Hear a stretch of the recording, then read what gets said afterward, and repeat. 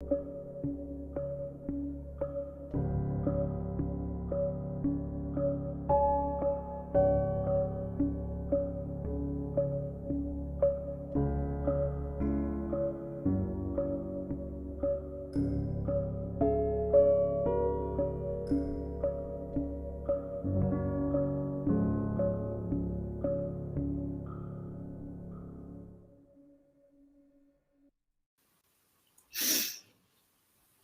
morning. Good morning, Carolyn. How are you, Dr. Rosensweet? I'm good. Always nice to hear. Always nice to hear. I am too. Good. And again, another beautiful day. Early, but beautiful. So we have our questions. We have good ones, as we always do. And I'm going to get started because we have a lot of them. Okay?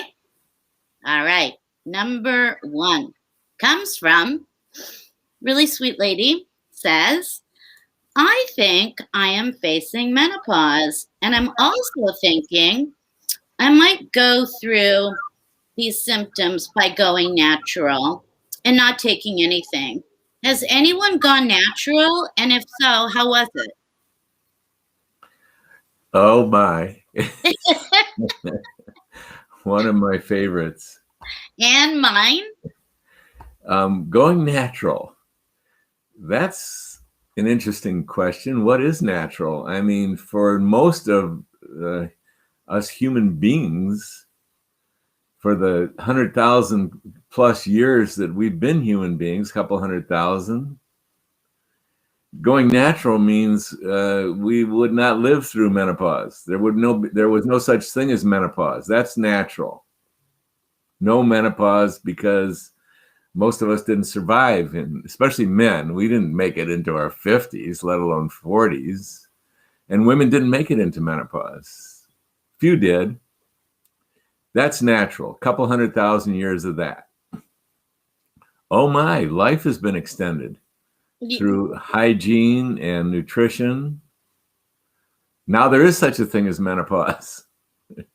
I remember back in the day, Carolyn Shapiro, when I was walking around the tundra with a club in a previous lifetime, nobody was in menopause. There wasn't such a thing. We all looked pretty haggard, to tell you the truth, because we were running from saber-toothed tigers, or we were gathering food, and we were working pretty hard, but it was still fun. Was it? Yeah, I thought it was great. But had its challenges, but there was no menopause. So natural for a couple 100,000 years, I know I'm repeating myself, was nobody lived into menopause. No such thing. Right. Now there's this for what? 1,000 years? I don't know. Out of a couple 100,000 years, we've lived longer. And so what is natural? Well, I can tell you what happens. Ovarian hormones go so low that you don't even have periods anymore. The estrogens, progesterone, and then testosterone and DHEA coming out of those ovaries they stop working.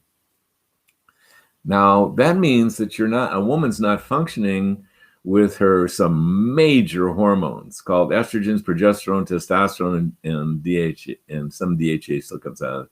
And men are not functioning with much testosterone either. And what's that like? Well, let me tell you what it's like for women. Although they had much less incidence of coronary artery disease than men of the same age prior to menopause, that incidence equalizes, and half of women and men leave Earth because of some complication of arteriosclerosis. Yeah. Vagina atrophies, the muscles atrophy, so much so that a large majority of the elderly wind up in canes, walkers, and then, big one, wheelchairs. And when the levator ani atrophies, that's the big muscle that holds up the bladder in the uterus, in the pelvis. When that atrophies, it's called sarcopenia, loss of muscle. Then between that and vaginal atrophy, women get into incontinence, and they get into adult diapers. And between the adult diapers and the wheelchairs, so many women wind up in assisted living facilities and nursing homes. They're strong enough to do it, but it's a major, major life event. And as you know, as I've expressed many times, a woman who's 90 going into an assisted living facility or in her mid 80s, her life matters as much to her as our lives matter to us at any age. So that's a big deal. Not to mention cognitive decline, loss of libido, loss of energy, loss of hair. Oh my, the list of losses that occur just because of hormones, loss of bones, just because of the ovaries stop working is monumental. So what's natural? And so I can tell you, I'm strongly opinionated, as you might have noticed after all these times of working together for a couple of years. I am strongly opinion, and not only that, I love my opinions and I respect my opinions. Well, I love your opinions too. And as far as menopause goes, I respect my opinions almost more than I do and almost anyone that I talk to. There are a few exceptions. I've got some colleagues that are brilliant. So I definitely respect their opinions. Oh, yeah. And of many in our coalition to protect compounded bioidenticals, I respect so many opinions there. And my opinion is, oh my God, women and men, we can address this loss of ovarian and testicular hormones with these amazing compounded bioidentical hormones. And I suggest you get on them as early as you can think about it, which would be early 30s, mid 30s, 40s at the latest, or whenever, even in your 80s, whenever you can think about it, get on these hormones and stay on them every single day you're on the planet Earth, without exception. And you got a chance to having a whole new life. Well, this is my testosterone. I do take a couple other things too, but that's my testosterone. I wouldn't miss it for anything. Looks very much like mine. And I know women who've been on hormones for 20, 30 years. Yep. And I want to tell you, these women are living so much different than every other woman their age. For example, I have a colleague who teaches, and she's one of the great folks in menopause and in functional medicine. And my God, she looks so different and behaves so different. And in every way that a woman would want or a man would want, she is different. And I have a patient, for example, she's 79. She's still playing golf and having intercourse with her husband. And it's pleasurable for her. And her main goal this year is to get 10 more yards off of her drive in golf. So you can go natural, but the likelihood of you developing arteriosclerosis, the certainty of developing vaginal atrophy, and sarcopenia, loss of muscle, not to mention cognitive decline, and a long list is humongous. I say don't do it. Unless you want, well, don't do it. Get on these hormones, find an expert. Your job is always the same. And then why would you not? Why would you not want to do it? I've heard several arguments against not doing it. One is it's not natural. Again, for 200,000 years, with the exception of the last millennia, probably, there was no such thing as menopause because no one was living that long. Right. So what's natural? What's our genetics? And then the biggest terror that so affected women, because for 1,000 years, women in menopause have been on hormones. If you were lucky enough to be part of the people who knew about hormones, like the Chinese, for example, the little Chinese aristocracy, or the 40% of women who were on, American women who were in menopause and on hormones prior to 2002, why in the world did this thing come up about not taking hormones? Because of a study that scared everyone that women were at risk for breast cancer, heart attack, and stroke. Well, that was false. So here's what we want women to know, that women treated with hormones, even horse urine derived estrogen, and even that mixed with progestin, even women who are treated with those hormones were at less risk for breast cancer, heart attack, and stroke than women who go untreated. That's the science. It was always true. It was true right back in 2002 when they printed that study that scared everybody. It was always true.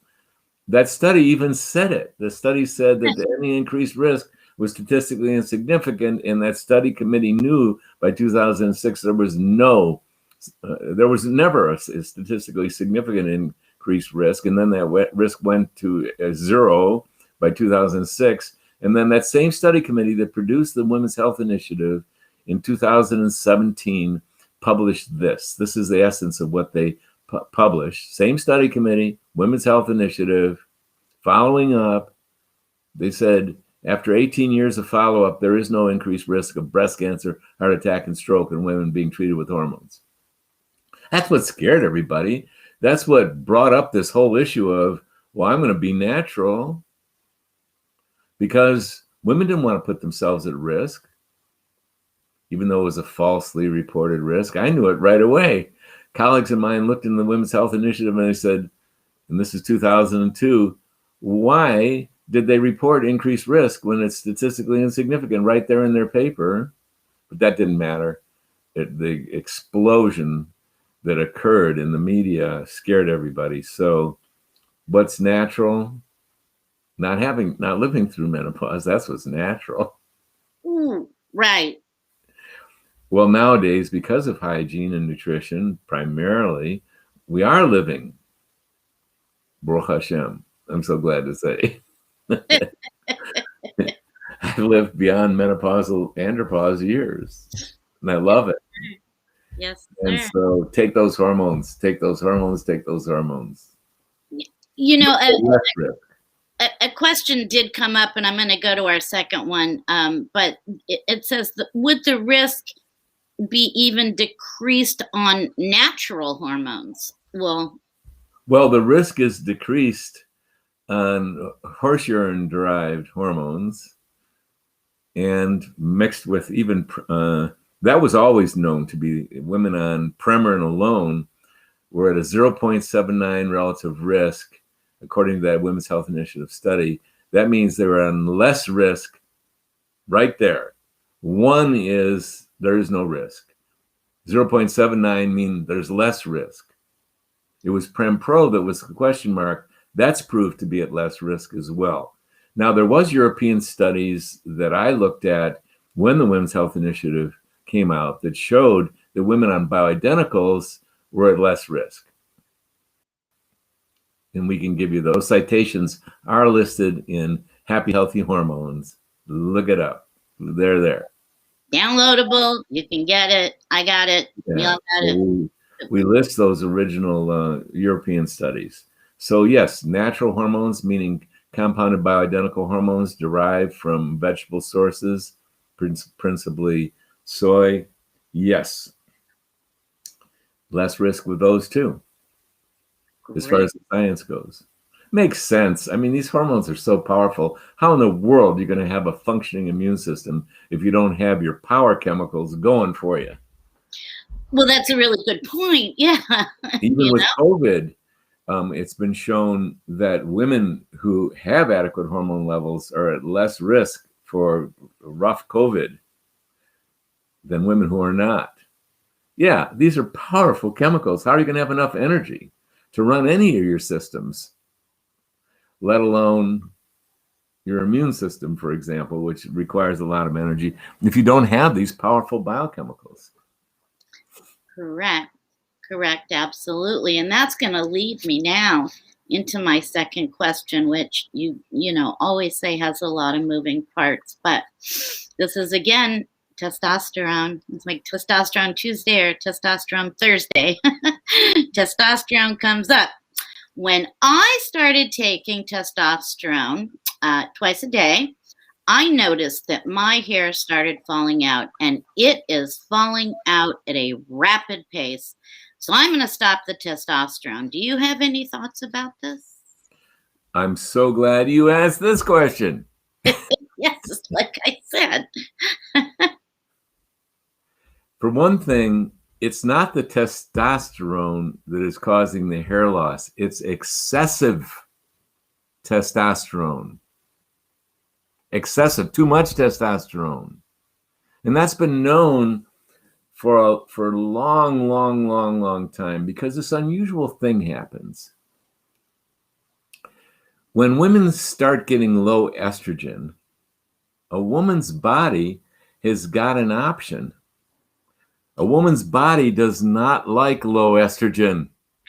Mm. And I could show you the science of how this pituitary stimulating hormone of the ovary increases like wild. When the estrogen drops, FSH rises because the pituitary gland apparently, or the hypothalamus that is communicating with the pituitary gland, or the brain that is the part of the hypothalamus, is going, wow, we don't like low estrogen.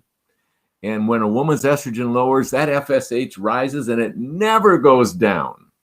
Yeah, it's wild. That means a 90-year-old woman has got a high FSH. That pituitary gland of a 90-year-old is pushing like crazy to try and revive those ovaries. The woman's body does not like low estrogen. Well, in the perimenopause, in some women, there is a remedy. And that remedy is her adrenal glands can increase, and even her ovaries can increase the output of testosterone. And testosterone can be converted to estradiol in the fat tissue. Well, some of those women who get that increased testosterone is too much, and they get male pattern hair loss because of testosterone converting to something called DHT, dihydrotestosterone, which is injurious to to female and male hair follicles.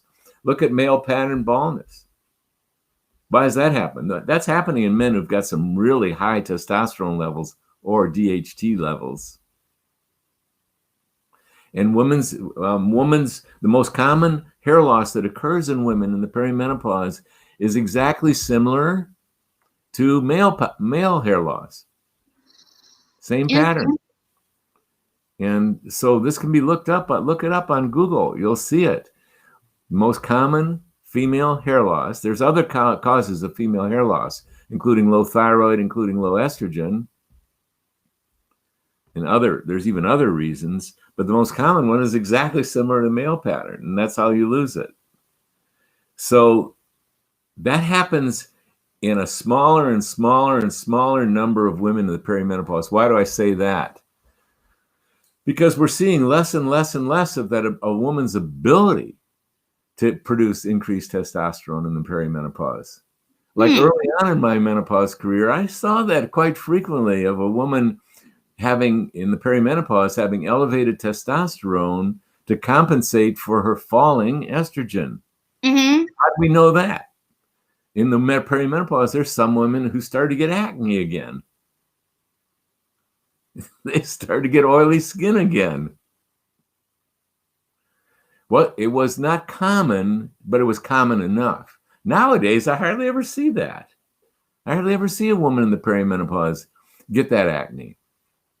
When we test those women, they have a, quote, momentary in time elevation of that testosterone. They can't keep that up either. And by 3 years, every single woman who's no longer having a period, I assert this, and I've learned this by testing, every woman's got low testosterone.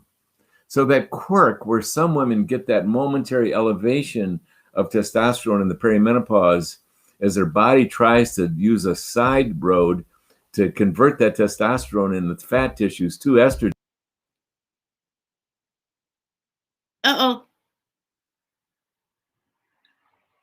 Dr. R, I lost you. You froze. Days, there you are.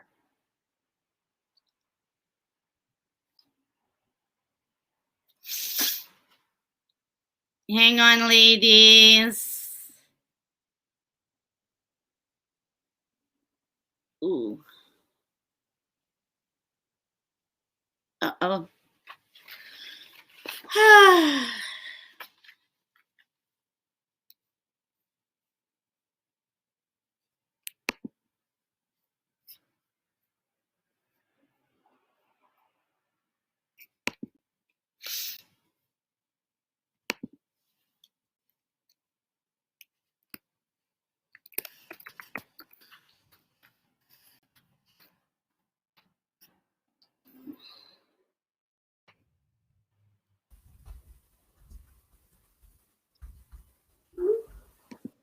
Are we back? I think we're back. Yeah. Okay. Sorry, folks. No. So, what is becoming more common out there, women are going on testosterone, either through injection or pellets. And they're getting these super high levels of testosterone and they're losing their hair. And I think that's what's happened to the questioner. Her dose is wrong. Bad dosages.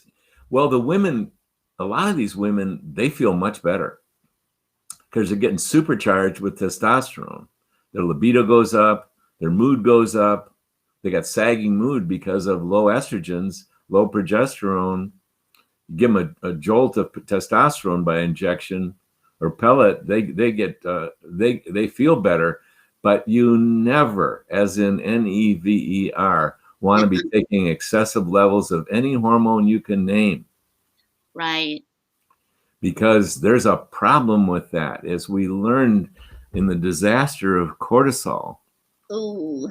When cortisol was first invented in the 50s, doctors started shoveling it out the door because patients loved it, because so many patients were low in adrenal power and cortisol, and you get high on excessive doses of cortisol, so people loved it. Well, after a while, these disastrous things that were happening, osteoporosis, buffalo hump, fat redistribution, moon phases, immune system suppression were occurring because these are the most powerful biochemicals in our body, and our body likes the right amount and hates too much or too little. Right. And that's what happened with testosterone. And one of the side effects is losing your hair. So it's dosage issues. Either you are one of those women who happen to get a slight bump in testosterone output in the perimenopause. It will not sustain. Once those periods stop, 3 years, every woman has no longer got adequate testosterone, period. Now, most of the women I've been seeing these days in our menopause method, because we pay a lot of attention to this, they already have low testosterone. So you might need testosterone in the perimenopause, and you might really enjoy getting a restoration or replenishing of testosterone, but look out if you're getting injected, or look out if you're doing it by pellets, because overdose can be a problem. And it's common. I'm seeing it all the time. That doesn't mean everyone who's teaching women how to inject testosterone or is injecting pellets, that doesn't mean every healthcare provider is making that error. No way. There's people who really know what they're doing, and there's a lot of people out there in menopause, unfortunate to say, that don't know what they're doing. And we don't know what we don't know, so they could believing they're doing the right thing. But hair loss, when you're getting injection, high likelihood your testosterone levels are too high. You're converting it to dihydrotestosterone, and you're getting a hair follicle problem, and you're losing your hair. Moral of the story: go to an expert who's specializing in treating women in menopause. And they're not going to make that error of giving you excessive testosterone. They may very well, we are routinely treating women right out of the gate with testosterone and DHEA. And we're testing by 24-hour urine hormone test, the way you're going to find out. So yes, a lot of women need it, but they don't need too much. And if you do too much of any of these power hormones, you're going to get in all kinds of difficulty over time. So just do the right amount. But you gotta go to someone who really knows how to test you and really knows the right amount. Absolutely. Doesn't give you too much. Absolutely. And it's kind of funny because my third question is exactly that. Does testosterone convert to estrogen in women? Yes, it does. Yeah. And it's going to do that providing you still have enough testosterone. And I'm glad you asked this question too, because let me tell you about ovarian hormones. Repeat what I've said before. When you think of the fight or flight response where a saber-toothed tiger has attacked us, you got to mobilize like wild. You got to run or fight. And we're set up to do supercharged energy situations. Moms have gotten so energetic, they've been known to lift up automobiles from trapped people. Moms have been known to do this. Where'd they get all that energy? Well, part of it is they get these blasts of these stress biochemicals, these fight or flight biochemicals. And at the vanguard, leading the way with the stress biochemicals is adrenaline and cortisol. Mm-hmm. Oh, yeah. They do amazing things to empower fight or flight, but they're not the only ones. Estrogen is a terrific energizer. Testosterone is a terrific energizer.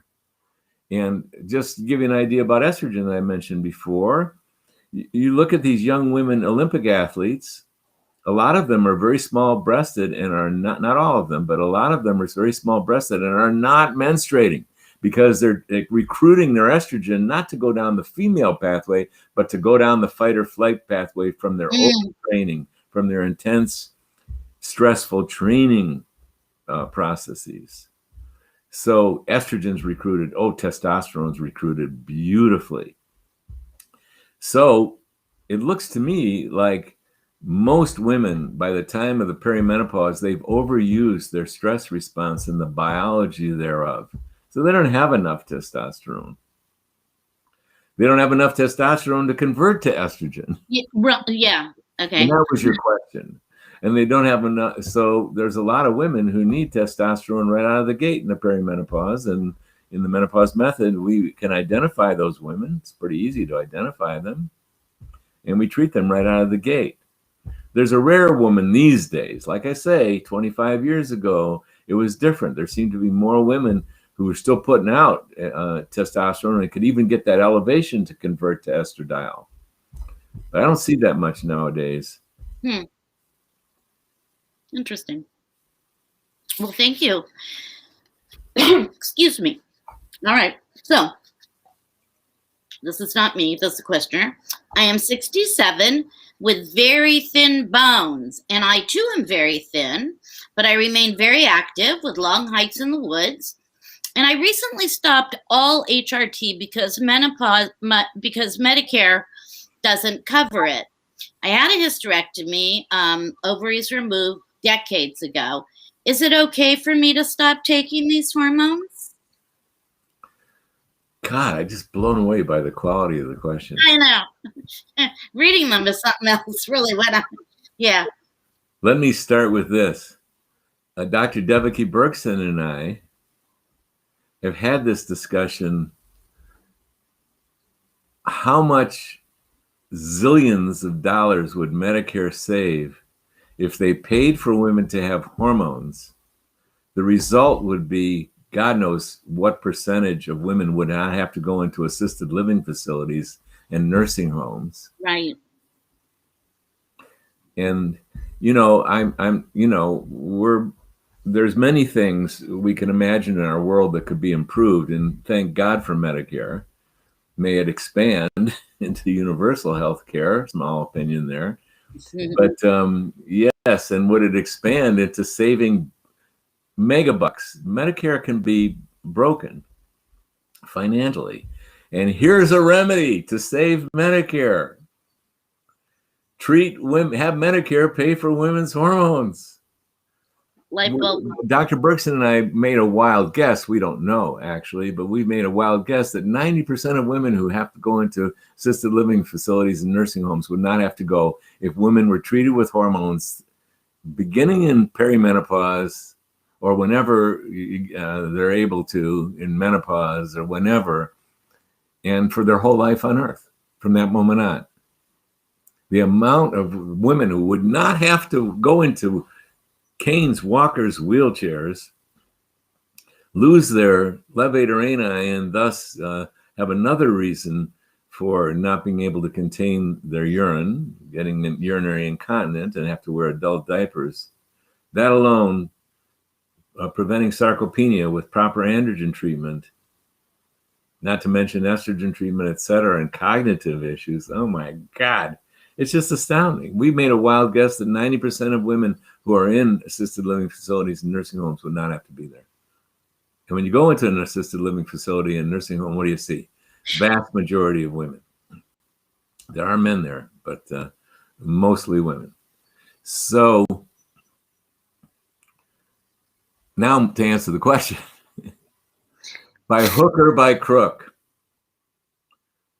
find your way to be able to pay for those hormones and keep taking them for every moment you're on earth. I will not stop taking my hormones every day that I'm privileged to be alive and on earth and can move my arms. I will be shaking this bottle and putting my testosterone every day because of what I know and what I experience. Find a way, if you possibly can. Yep, we have to pay out of pocket for our health care. We would wish we didn't have to, but we do. Find a way. You can do it. I'm sort of speechless, you know. Yeah, you and Dr. Perk are amazing. Women were scared. Caroline, I'd like to extend that. When the false information of the reporting of the Women's Health Initiative, the Women's Health Initiative never said that there was statistically significant increased risk with Pembro. Right. The false reporting that there was increased risk is false reporting, later retracted. It scared everybody. And yet, so millions, well, there was 18 million American women. 40% of all American women in menopause at the time stopped their hormones, except for maybe 1 million or 2. That was catastrophic. There's been a scientific study shown on the health cost of that having happened in America and in the world. And a lot of women were freaking out. Their lives were so disrupted from sleep disturbance, mood disturbance, cognitive decline, et cetera, that they were scrambling. Look, help me. I've got to go back on these hormones. So these theories came out. I don't know who invented them.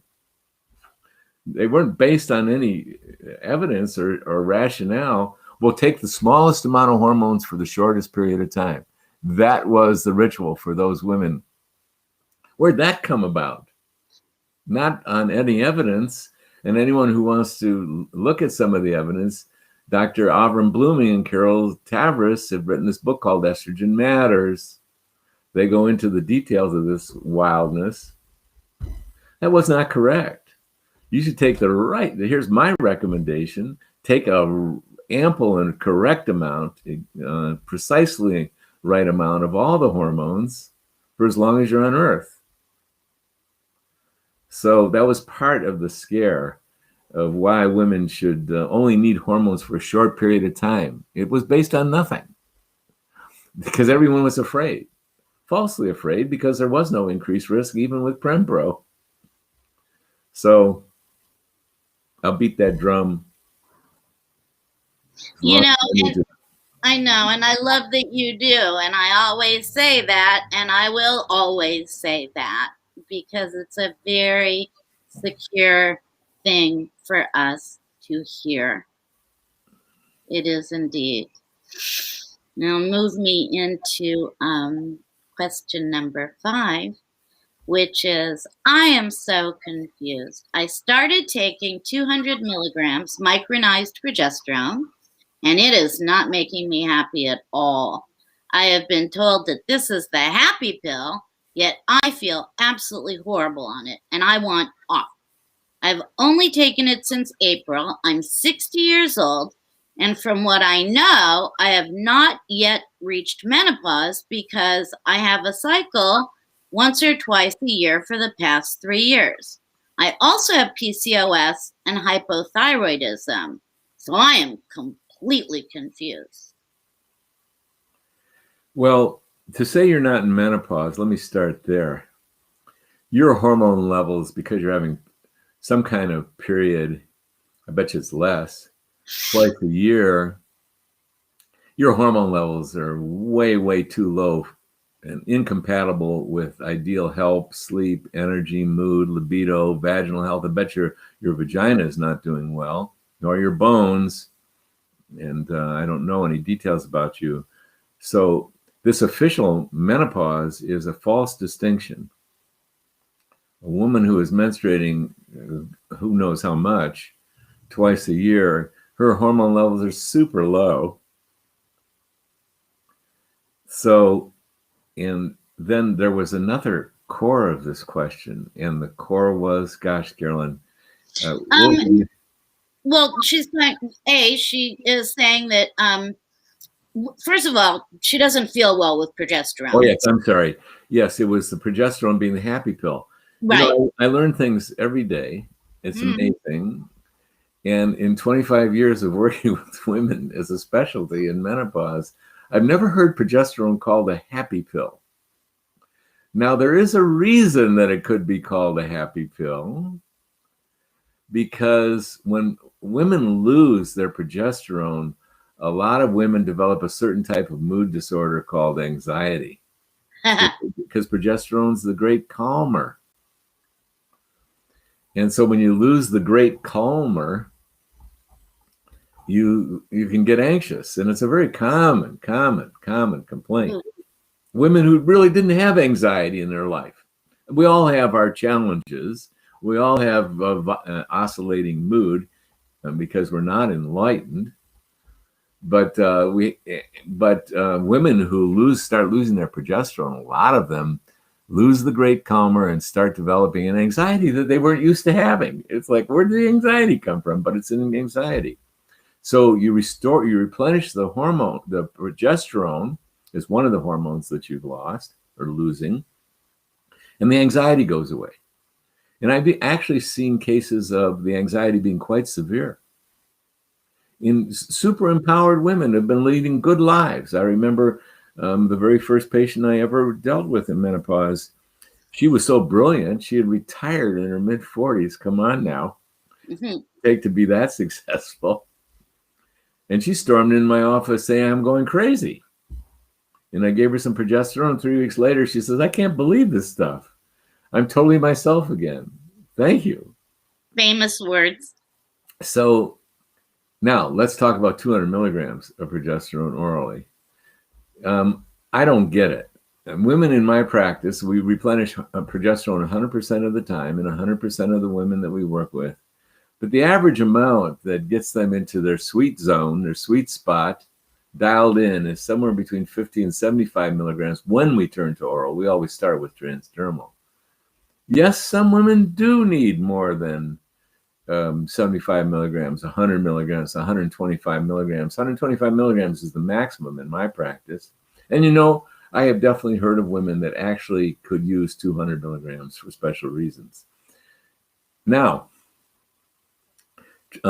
manufacturing pharmaceuticals did produce a semi-bioidentical. I'm not going to call it bioidentical. There's so much other stuff in that pill, but it is micronized progesterone. It's called Prometrium, and it's what insurance pays for. And it's come out in only 100 milligram and 200 milligram. And so you're being treated with 200 milligrams of Prometrium questioner. That's what I believe. And that's going to be too much. And you know what that can lead to? Depression. The great calmer, when taken to an excessive extreme, throws women into depression and mood disorder. These hormones are powerful. That's not the happy pill. Give up on, yeah. I call it the miserable pill. Nothing like taking a miserable pill to add to your day. Can you write me a prescription? Please. Please. I want to run to my compounding pharmacy or my pharmacy and get a miserable pill. I haven't got enough going on. Right. Let's just add to it. One of the ways that we determine optimal progesterone dose clinically is we have, in my practice, we always start a woman out on transdermal, but sometimes that's just not enough. So sometimes we'll switch to oral, and we give a woman a bottle of 30 capsules of 50 milligram and a bottle of 30 capsules of 25 milligram. And we start most women on 50 milligram. Just the other day, I get a report back from one of my patients who we started on 50 milligrams. She said, I woke up miserable. Should I start on 25 milligram? Yes. But that's very uncommon that 50 milligram is going to have someone wake up miserable.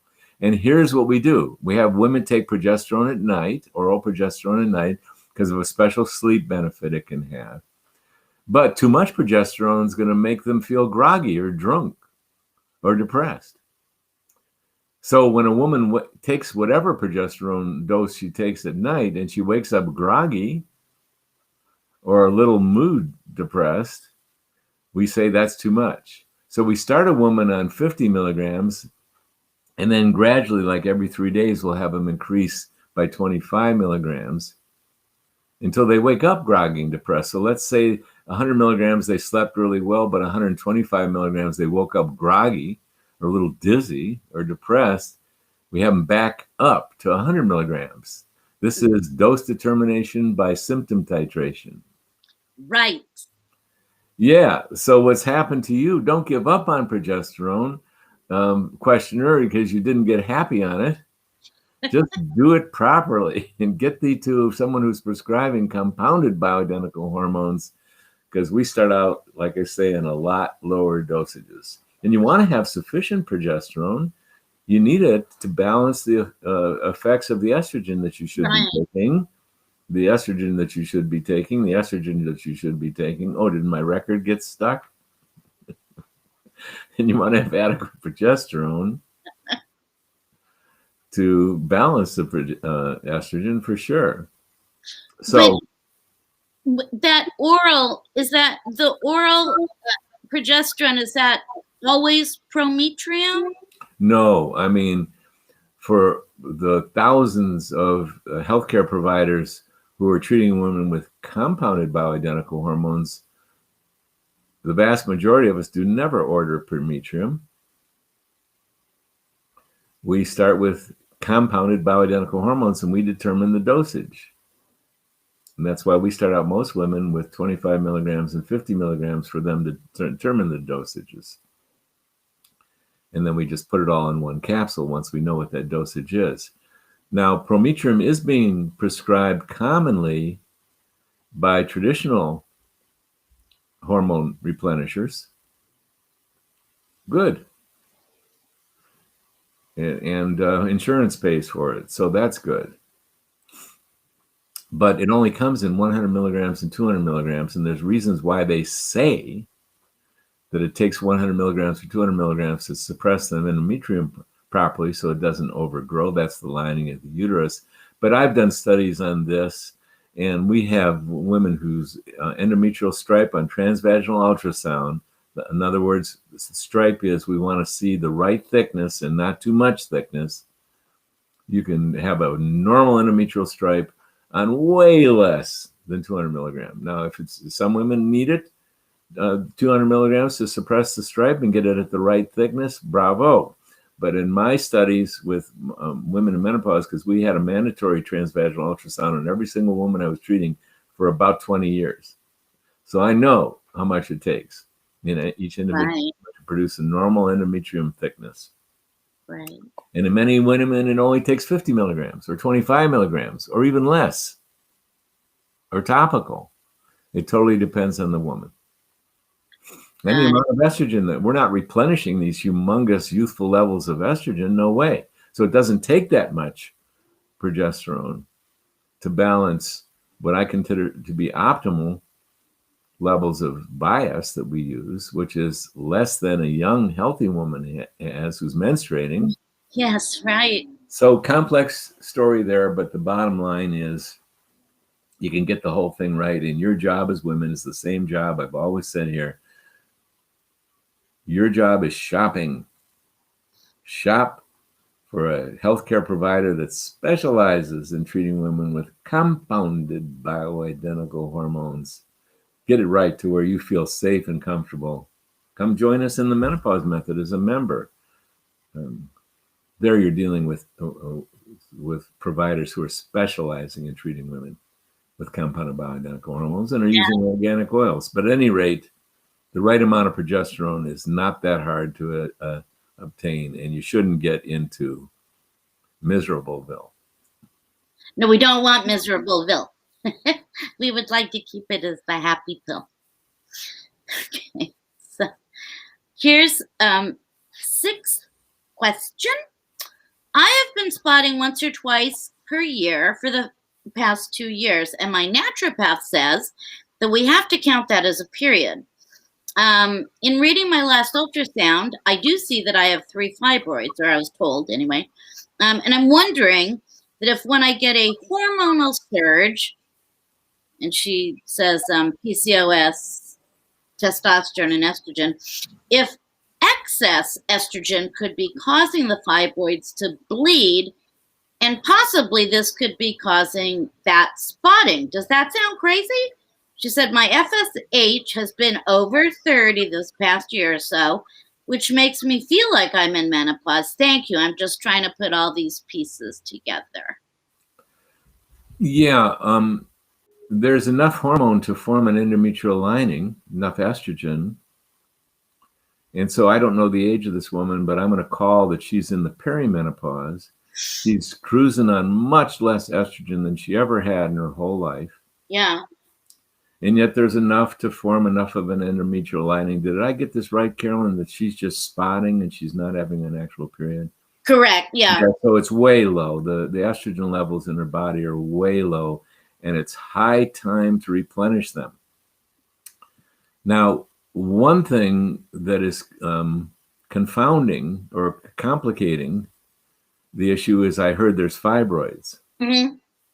3. Yeah, and I don't know the size, but yes, they can really interfere with the endometrial lining and cause spotting, the fibroids themselves. Mm-hmm. And the fibroids probably developed because of years and years of insufficient estrogen. I'm sorry, excuse me, insufficient progesterone. It's one of the main reasons we are such strong advocates for women in their early 30s to read our book and get an idea about whether they're no longer producing sufficient progesterone, even if they're ovulating. Because a lot of fibroids develop because the progesterone dropped. Fibroids is a benign tumor that occurs usually in the uterine muscle, but it can occur in the impinge upon the uterine lining and cause spotting. And so many hysterectomies could be totally prevented by getting progesterone treatment when your progesterone starts to fall, which could easily be in your early 30s or your mid 30s. Progesterone in your 30s. Oh my God. I've had discussions with physicians who said, oh my God, if women would pick up and take progesterone even over the counter when their progesterone starts declining earlier and more profoundly than their estrogen, so there gets to be an imbalance, and that's when the fibroids develop, it would just do so much good. Download the free PDF on ins and outs of menopause of our book, Happy Healthy Hormones. I describe this in detail. So, fibroids dance. This book. Fibroids are a hormonal dance. And the question is, yes, you can spot, but we just don't want an irregular or overly thickened endometrial lining. And that's what the bottom line is. And you should be able to get enough progesterone in that you do not get too thick of an endometrial lining. It's spotting in the perimenopause, very common. So how do I distill this down to what needs to be done? Same old thing. Is your doctor specializing in replenishing hormones in menopausal women? Is there, I'm not going to, spotting is not the same as a young woman having a period. It's very, very different. And yet attention must be paid to the endometrial lining. And a transvaginal ultrasound will tell us about that endometrial lining. But you need to be on, number one, the proper dose of progesterone. That FSH being high tells us that you're not having sufficient estrogen, so you also need to be on biased. And you balance the 3, and that's the thing. There are a lot of moving parts to getting menopause right. And one of them is we want the tools to evaluate that endometrial lining, and we want the proper amount of progesterone, we want the proper amount of estrogen. And you are excited about all this, Carolyn Shapiro, because as much as immersed as you've been in this, you're still nodding your head with pleasure. Honest to God. Well, you know me, so it need not be, really pushed. But yeah, I mean, it's a very passionate subject for me. Yes, it is. And I salute you for it and all the support that you've given to women with your heart and your ability to put together a Facebook page that's functioning. It's amazing. 6 years of menopause. We liked it so much we're joining you. Oh my God, I'm so lucky. And yeah, I mean, I could see why you're nodding your head there, because this is such an important question to get that progesterone right, get that endometrial lining right, get the estrogen right. It's not okay to have not enough estrogen. You don't have enough estrogen, questioner. So you want to get all the moving parts right. And it's very unlikely you have adequate testosterone and DHEA as well. Right. Right. And it could be that you don't have sufficient thyroid, because we put such strain on our thyroid gland that so many men and women in the midlife age demographic are also functionally low in thyroid as well. So you want to get all these moving parts replenished and balanced with great expertise. Yeah, I can feel well, which really feels well to feel well. A question came up that I want to ask, but I'm going to ask this too. Does Dr. Rosensweet recommend NDT over just T4? I used to. NDT, quote, natural desiccated thyroid, which the Armour company, remember Armour and its relationship to bacon? I remember it from when I was a kid. Me too. Well, in the process of developing bacon, I'm not going to go into the details. They also remove pigs' thyroid glands, the Armour company, and they desiccate them. They dry them out. And, for a while, that was the best thing available to treat women and men who were hypothyroid. And there's a condition with functional hypothyroidism that some people need two of the thyroid hormones, the principal thyroid hormones. They need T4 plus T3. And the pig has even more T3 in proportion to T4 than humans do. So there was adequate T3 in the pig, in natural desiccated thyroid or Armour thyroid or nature thyroid, or the very many names it has. Enough T3. Now there's a certain percentage of human beings, male and female, who we lose adequate youthful thyroid hormone output. Put a strain on our thyroid for so many years, and it just can't keep up. So many males and females at midlife, we may have enough thyroid hormone to not be diagnosed as hypothyroid by pathological terminology. Right. May not, and it's so common to not have sufficient thyroid to run the ship as beautifully as we want it to run. Because thyroid, my God, it's one of the principal animators of metabolism, which is the principal animator of energy. So it's one of the first things that great benefit could be done. Just treat a lot of midlife folks with thyroid hormone because they've worn out their thyroid. Well, a lot of people who are functionally hypothyroid, you can give them a bioidentical thyroid. And what it is it's one of the two thyroid hormone, and it's molecularly identical to the output of our T4, it's called, or levothyroxine. It's one of the two thyroid hormones that our thyroid gland puts out that are active. And there's a pure bioidentical T4 available, or levothyroxine available. It goes by many names. The generic is called levothyroxine, but many of you have heard of Synthroid or Levoxyl or stuff. Yeah, Levoxyl. If you get the 50 micrograms, this is pure stuff pretty much. It's got some fillers in there. The other micrograms that are put out, and there's about 6 other dosage levels because they know what they're doing. They got colored dyes in them, but not to go too far afield. You can give a lot of people who are functionally hypothyroid, you just give them the T4, and they do really well. Because in the human body, T4 is converted to T3 in the cells. Yes. And T3 is the active hormone. But there's some people who don't do that conversion so well. So they don't love levothyroxine or Synthroid or Levoxyl like some people do, because they're not getting bang out of their buck there, because they're not doing that conversion well, so they're not producing enough T3.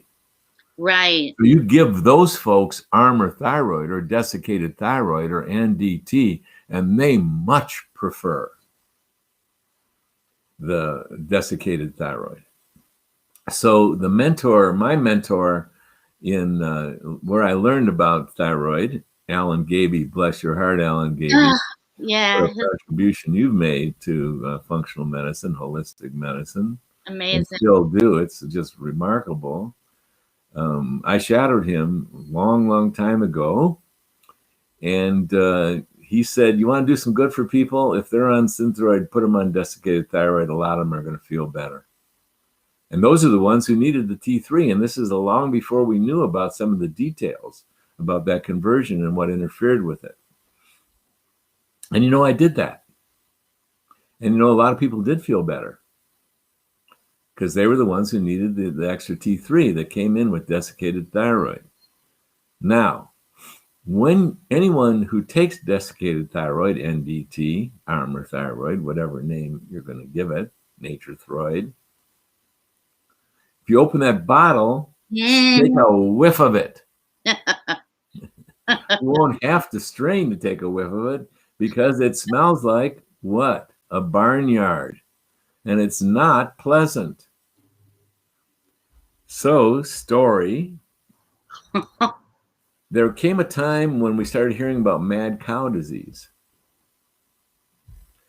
And this is devastating. And I had a patient whose uncle passed away from mad cow disease. And what do you learn about mad cows? These cows were sick cows. And when you think of animal husbandry on this planet, it's gotten disastrous. And I spent a lot of my adult life in the Southwest, and I saw some of these cow concentration camps and how horrendous conditions these cows are being raised in. Not the cows that roam around my home where I live now in North Carolina. Man, they have got it good. They got some wonderful pasture, and they are grazing.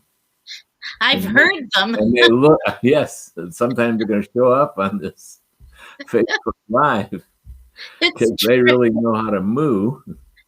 They do.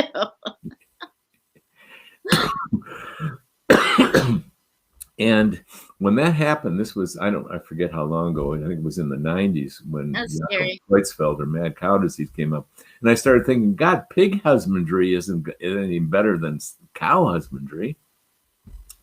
So I began to not want to find out. I started converting my patients back to levothyroxine, pharmaceutically manufactured, very pure if you do the 50 microgram, and long-acting T3, because compounding pharmacies know how to make Cytomel, which is also a pharmaceutical manufacturer of pure T3. They know how to make it long-acting. It's important. It has a very short half-life.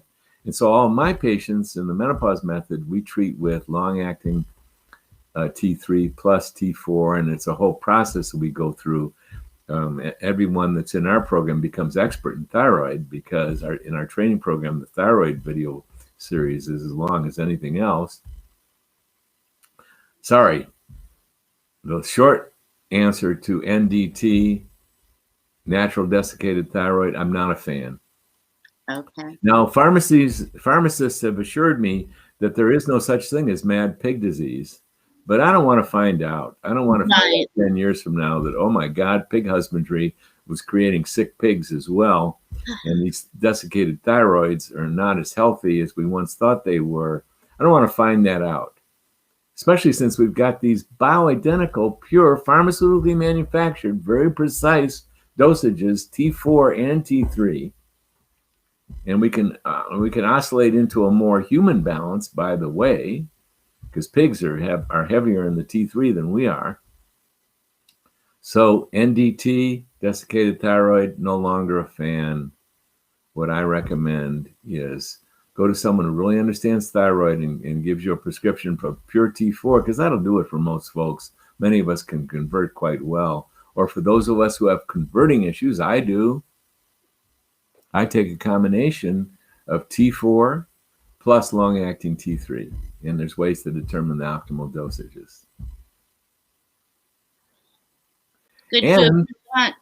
the time is elapsed for this day together, so I'm going to sign off here, Carolyn Shapiro and everyone who's there. Okie dokie. Well, I will have questions ready for you on Tuesday. Please do know. I want to thank everybody for coming up and all the kind words said. Get your questions. Right, ya, Dr. Rosensweet. Always a pleasure. Thank you so much. And we'll see everybody on Thursday, right? Because today, yeah. Wait, what? Yeah, today's Tuesday, so we'll see everybody on Thursday who wants to join us. God almighty, I'm so sorry. Like, I just do not have a brain to figure out what day it is. That's how our hour goes. Today's Tuesday. Duh. Thank you for letting me know that. We will see everybody on Thursday and then on Tuesday. How about that? That sounds good. All right. Have a good one, everybody. See you later. Nice seeing you again, Carolyn, and everyone else as well. Yes, absolutely. Bye. Bye-bye.